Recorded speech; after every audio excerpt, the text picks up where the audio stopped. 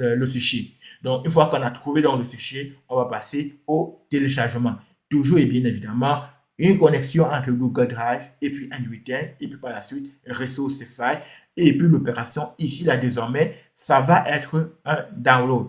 Et puis par la suite, je dis, qu'est-ce que je veux donc download, ou alors qu'est-ce que je veux donc télécharger? C'est un fichier, et le fichier ici, là, je me sers tout simplement de l'ID de la vidéo pour pouvoir, de l'ID de l'audio, autant pour moi, pour pouvoir le télécharger. Et c'est tout pour cette configuration. On peut donc passer par la suite.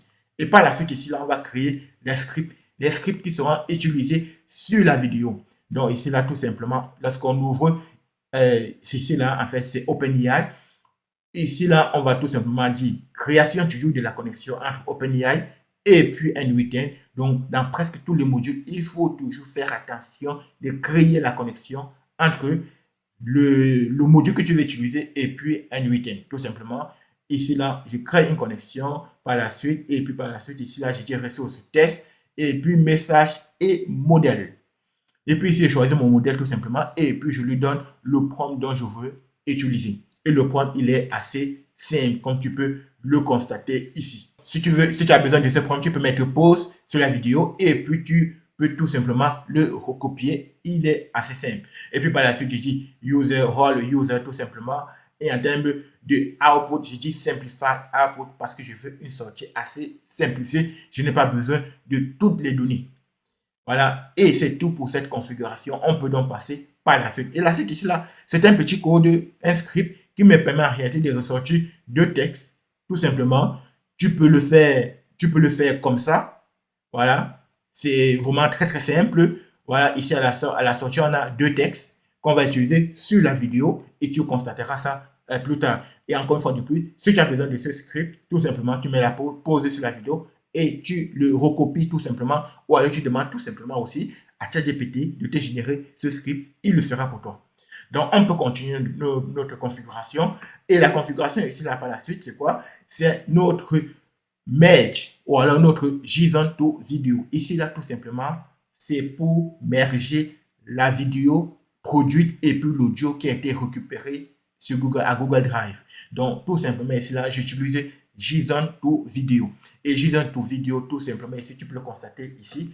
Moi, ici, j'ai pris d'abord une version gratuite. Et cette version gratuite me donne droit à 600 crédits. Et donc, j'ai déjà utilisé 40 crédits. Donc, tu as largement assez de crédits pour faire les textes que tu veux. Donc, je te rappelle encore, ça, c'est encore la version gratuite. Et par la suite, tu peux acheter les crédits. Et ce qui est bien ici, c'est que tu peux acheter les crédits en fonction de ton besoin. C'est-à-dire que tu achètes des crédits qui peuvent durer autant de temps, ou alors tu peux tout simplement prendre un abonnement où tu vas payer mensuellement. Et je rappelle encore, ici, je n'ai pas encore pris d'abonnement, je n'ai pas encore acheté de crédit, c'est encore les crédits gratuits que j'utilise et qui s'élèvent à 600 crédits qui n'est du tout pas mal.